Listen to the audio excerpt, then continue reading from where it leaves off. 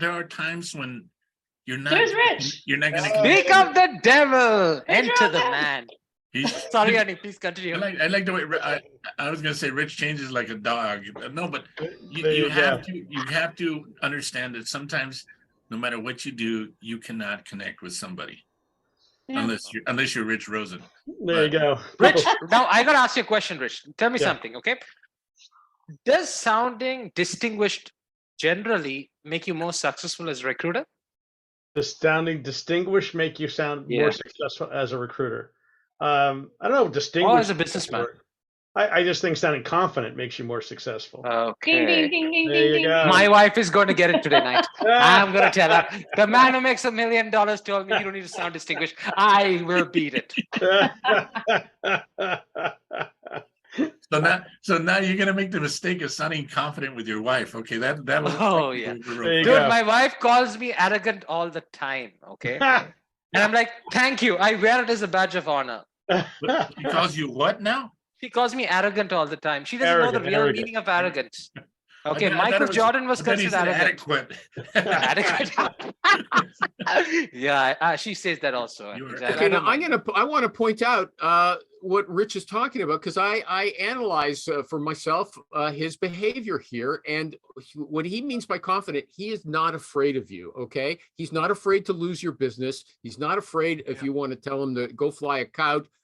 You know, he says if you don't look, He's not afraid to say, look, I need a signed fee agreement, okay? Because I don't know if you're going to pay me if I don't have that. It takes guts to say it so bluntly. Yeah. But the other thing I'll point out, he never, he's always lighthearted. Yeah, okay, look, you don't want to do business with me, fine. We'll meet again another day. He doesn't get upset. He doesn't show if he's offended. Do you have any rage moments, Rich? Do you get Dude, all the time. I mean, I never, I never get these rage moments with clients unless they're not paying me. But even I always say you can't make money till you can walk away from money, and you just have to. You can't work on bad jobs. That's what costs you money. You make a lot of money because you work on things that actually are going to come to fruition. You work with clients that actually want your business and want your partnership. If you're just a vendor, good luck. And with that, you keep in close communication with them. You're not afraid to talk things through. If you don't have, if you could have a job order and you don't have any candidates, you better go in and just confess. That's it. And you tell them, listen, I can send you all the candidates you want, or I could just send you the right candidates. Which do you want to see? If you want to just be busy and practice interviewing skills, fantastic. But if you want to just see quality candidates, then awesome. Like I literally had this conversation this morning with a client because we were like literally going to lose a deal for $15,000. It's nothing for a guy that's going to bring in $1 million in revenue.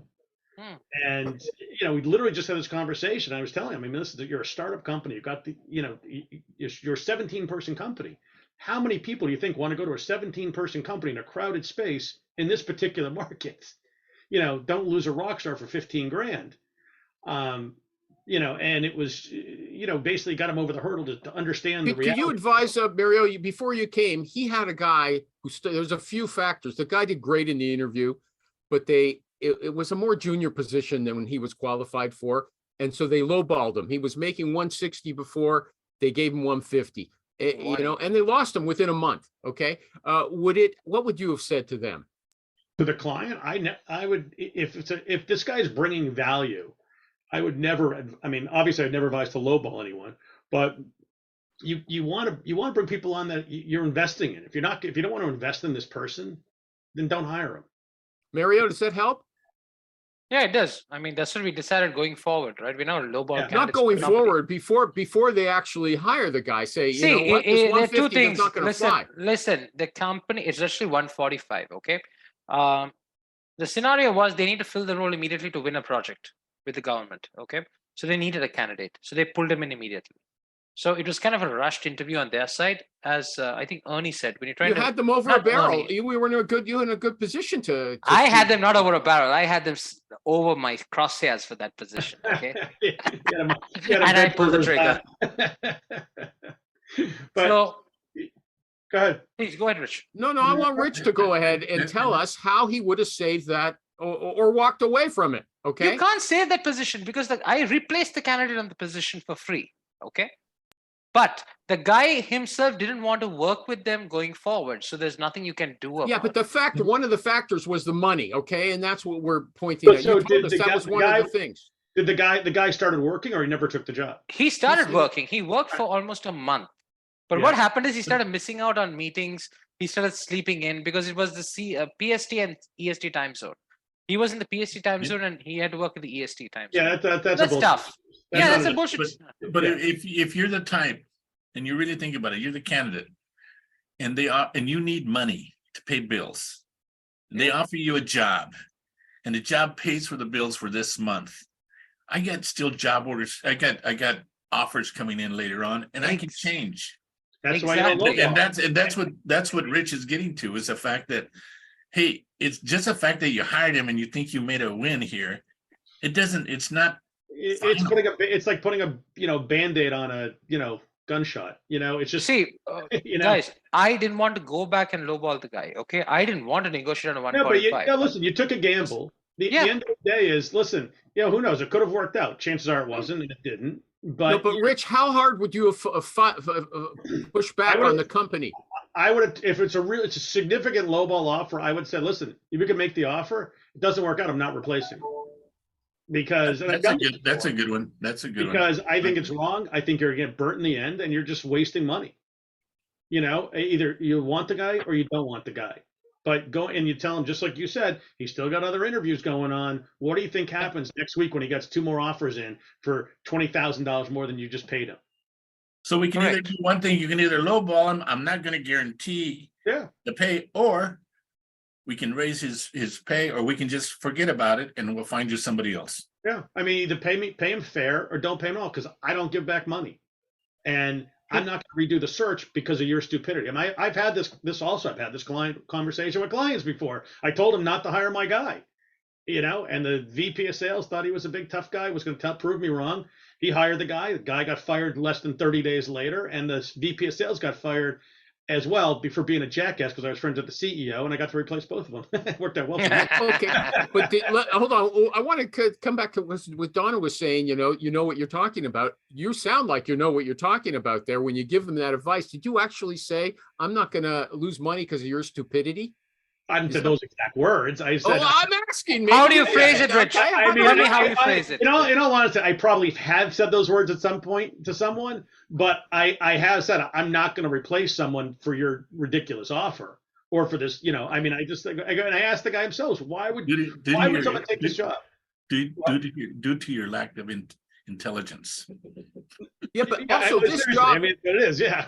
When he just told us this job meant a lot of money to the company. They needed that person to get the deal. Not just that guy. It was like but a lot of times they don't listen. The egos get in the way. Yeah, and the problem was it was a recruiter who was the lead recruiter who was negotiating on behalf of the company. So Danny Cahill gave me a good line just the other day that I was using with my client was, it's investment before objective. And it's a great line, because I always say, sales especially, it's an investment in your company. Without sales, you have nothing going on. So that's not the place you want to cut.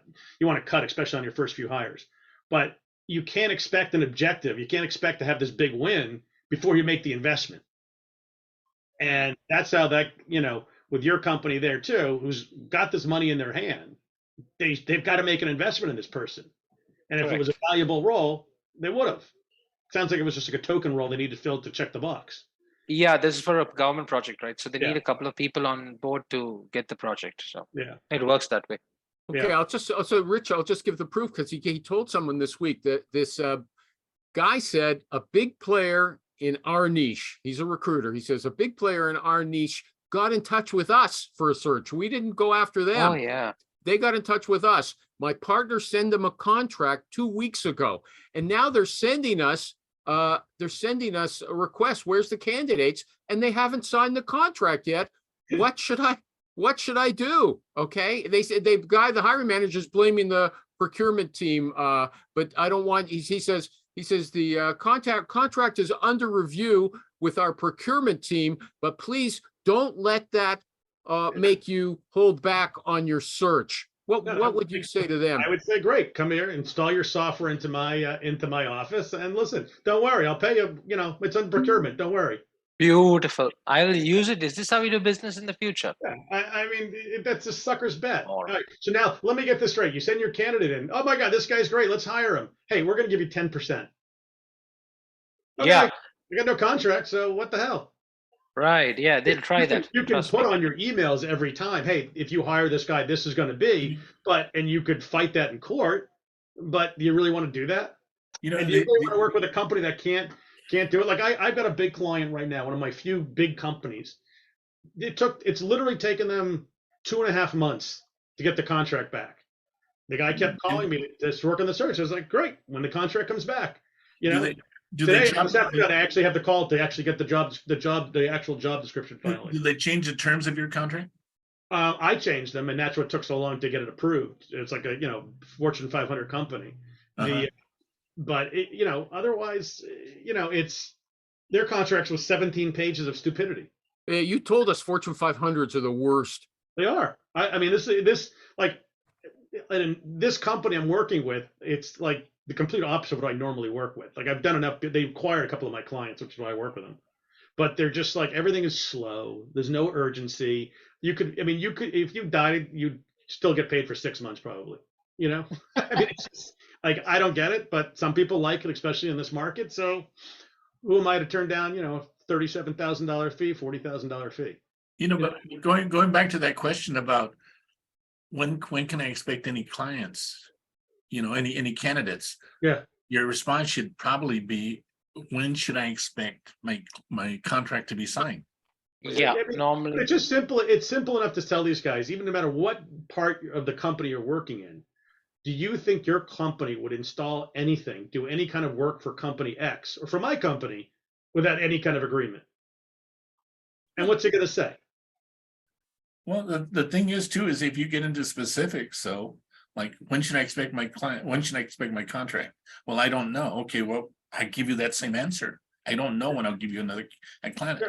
A Well, candidate. you can also say it this way too. It's like, I mean, in all honesty, like, Ernie, would you really expect me to prioritize your opportunity when I have no contract, no terms, no anything for my 15 other clients that I know are paying me 25, 30% and respond back in an instant? Yeah. And you say, listen, I know it's not you. If you were writing the check, I'd totally be on top of it. But you're not writing the check. This goes back, Animal. This goes back to your original thing about Rich and him saying that he's fearful and it makes him successful. And you're saying it doesn't motivate you, it paralyzes you. So the guy who wrote the question, like, what do I do? They want me to send candidates. That's the person that's fearful of the wrong thing. And so he's immobilized and doesn't know, just tell him what Rich said. So Rich's fear is not in his interactions with people, is not in how he does the job. He's got every confidence there. It's just that fear of not letting it all slip away and go away. My fear is literally wasting time. That's literally my biggest Maybe fear. that's the answer right there. Is the fear is not, what should I do? The It's fear a good line. Hey, hold on one second. Hold on one second, guys. Listen. On one of Rich's previous interviews that he had on the Recruiting Animals show, he mentioned that he was full of fear. Yes or no, Rich? I remember those interviews. He doesn't deny it. That's why we mentioned it. Yeah, I listen. I live in a fear of failure. Yeah, exactly. But you're not. But as Donna was saying, you're not afraid to walk away from an opportunity. This guy was afraid he was going to lose this opportunity, and you don't give a shit. Okay. But that guy who wrote that is the same idiot that's going to take this fee for 10% because he's like, I don't want to lose the business. Oh my God. And instead but he doesn't realize the opportunity cost. So now you're working on this dumpster fire fee for 10% instead of working and getting a fee for 20, 25%, 30%. Okay, maybe he doesn't have 15 other orders like you do, though. Okay, and then on top of it, you're asking advice from people who you don't even know their background. Yeah. Someone say, "Well, you should go for it." Well, you shouldn't go for it. The same idiots who keep saying send blind resumes that never work. That's I know who said that. Some people said send blind I was laughing. resumes. See that? No, the problem. Listen, guys, listen. You need to understand. The guy who spoke works in India, so the game is a bit different in India. Okay, when compared to the US. So here they do send blind resumes. Yeah, the guy is based out of Gene Vikram, if I'm correct. Yeah, he works from India. Okay. So there are certain differences. So, they answer without understanding the context of the question. The one Is that it cracked me up, cracked me up from Rich was, what was it that you said that the guy was lame? I'm usually very nice, so I don't know. No, it was like somebody working to like having work-life balance, and then Rich said something. Oh about yeah. yeah. Well, Rich, that's a very nice post. Hey, seriously. Because you're lame. Fill me in. I don't know what you're talking about. Some guy posted about like not like what was it? The guy was like, it's impossible to like you can't be a big biller and have like a work-life balance or I whatever. posted. Yeah. Some idiot posted. Well, I posted someone else said it, right? Yeah. It was another idiot that said it. Yeah, look just like no, yeah. Table sticks.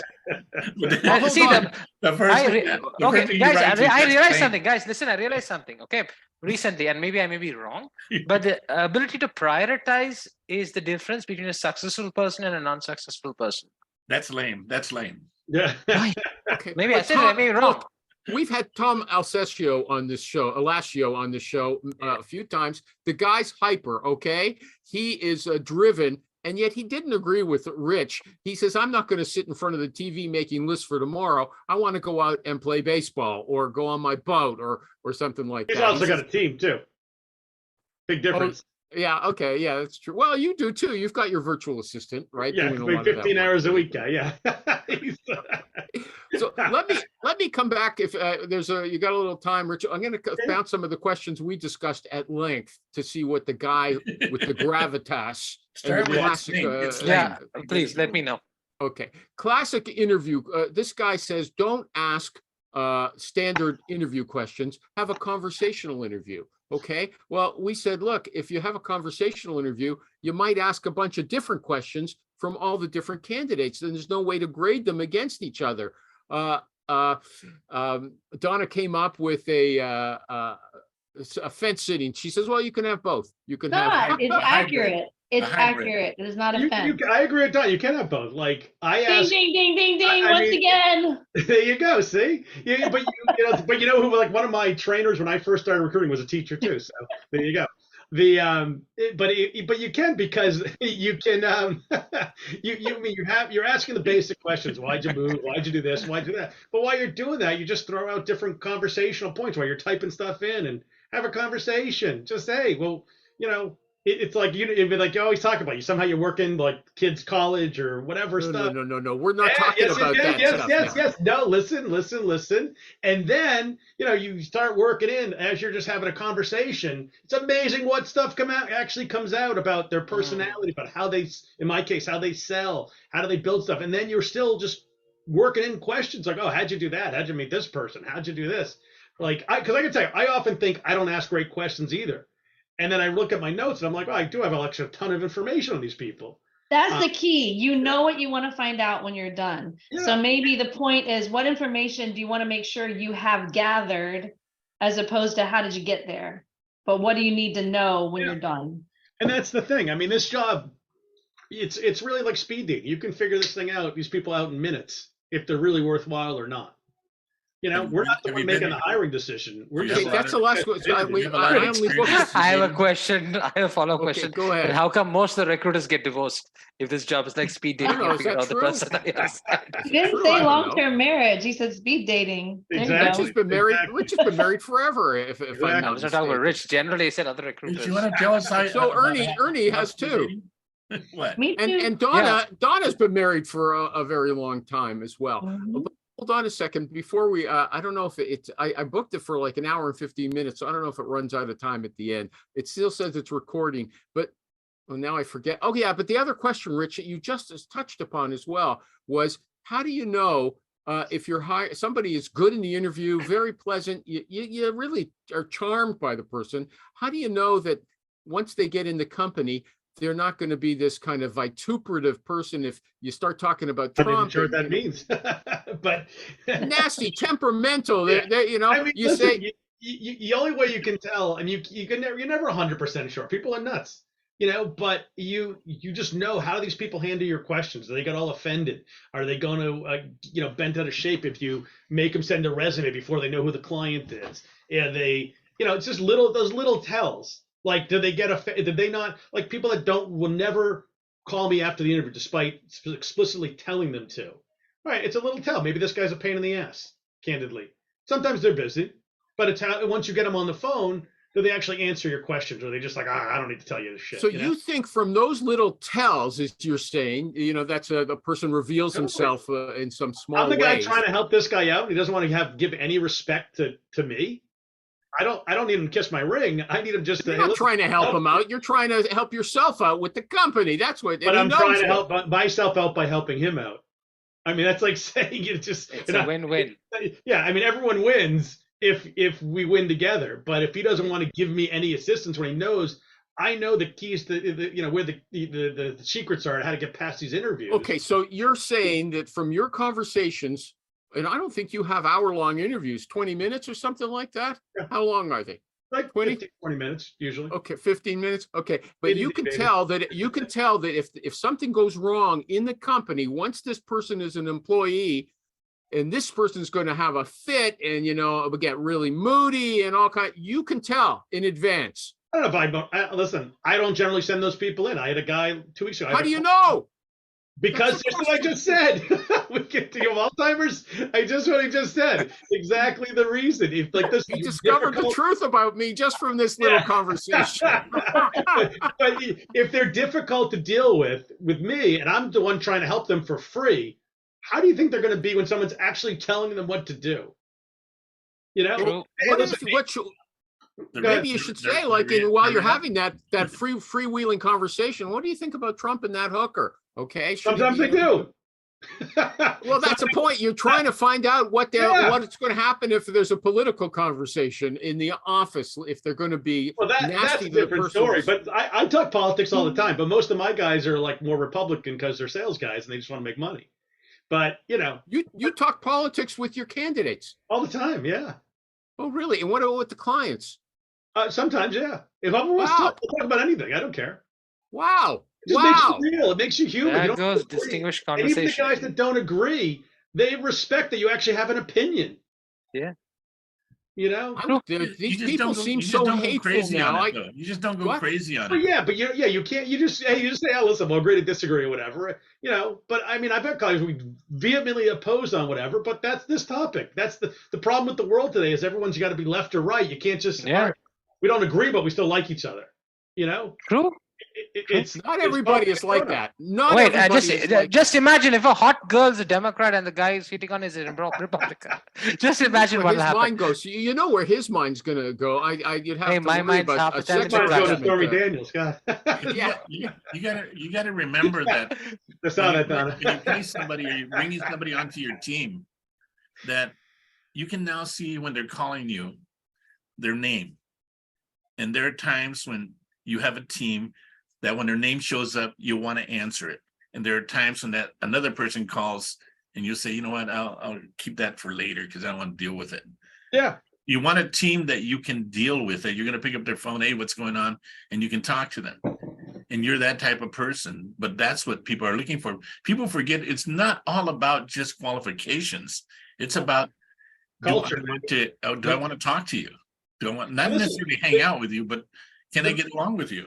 Yeah, the best fits don't always get the job. I mean, the best qualified don't always get the job. And a lot of times it's just we hire the people because we like the people, So okay, but what I'm saying is you don't know what they're going to be like. Ernie says, and Ernie says you can see, by looking at their name on the call identifier that no, this guy's not a hire. Well, if it's someone if it's like an old teammate, if it's someone's on your team already, to avoid, or if it's a candidate that, like, we've all had candidates that are insane and they just call you daily like they're paying you as a therapist, you just know to avoid certain calls.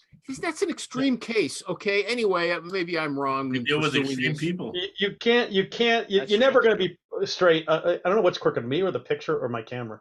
But it's your picture at the back. I think it's my picture. So if I do it this way, it's all right. I'll just stand like that. But I mean, listen, you never know. You're never going to be perfect at any of this job. This job it's a lot of hard work and a lot of luck and a lot of gut instinct, and people are people, man. That's what makes this job so damn hard. Okay. Okay. They lie. People are Everybody people. lies. That's the profound wisdom at the end of the Rule number show. one, everyone Anybody else lies. got something they want to say? No? I just Welcome want to back. point out that I agreed with Rich before I heard him. So Right. Rich agreed with me. And I just want it to be clear that Animal So gave Donna no is gonna freedom join the to millionaire club. Right on, Donna. Animal had no time for my comments. I had no regard for them, but then Rich says it, and now it is. I Thus, disagree Donna, with you need to Rich all the understand one thing. time. Oh, I there's a disagree with the hierarchy, Rich, okay? That's heavy Donna. duty. Okay. Right on, There's a Donna. Right on, hierarchy Donna. over here. All right, when Rich talks, we all shut up. that's When he right. talks, we all shut up. Okay. I'm honored. Anyway, I just- want to welcome you know what, back I just Donna. wanna Donna. She doesn't make have the a domain name. Food industry recruiter, Ernie, Mr. Purple Barney, cornerstonesearch.com. What's The the name of the great Rich dog? Rosen and MarioTheRecruiter.com. I still wonder. Easy. I guess that was a lost cause. And David M. Marr, final question. How did your webinar go? I missed it yesterday. Can I get the tape? Yeah, I can send you, I'll email you the link to the recording. It went very well. We had, I'm registered. Maybe you did send it to me was already. it I on? did- You know what? it was on ERE. It was basically covering like helping Boolean? people learn how to Yeah, write. we know better what it Boolean covered. search. Did you enjoy it? Did you No, love I- it? I Did you mean, have a good time? Yes, definitely. I love doing that stuff. David, I'm would you gonna share tell it you, with one us of- also? One of my friends How do you listened want to to pay it, for it? and they complimented you free. guys. Okay, you were What's that? complimented. What's that, Ernie? Can One you of my sh- friends watched it, and they Everybody complimented loved it. you. That's what he's saying. Oh, Thanks, Yeah, gotcha. can you everybody. share the Bye, link with us puppy. too, please? Bye, puppy. Okay. See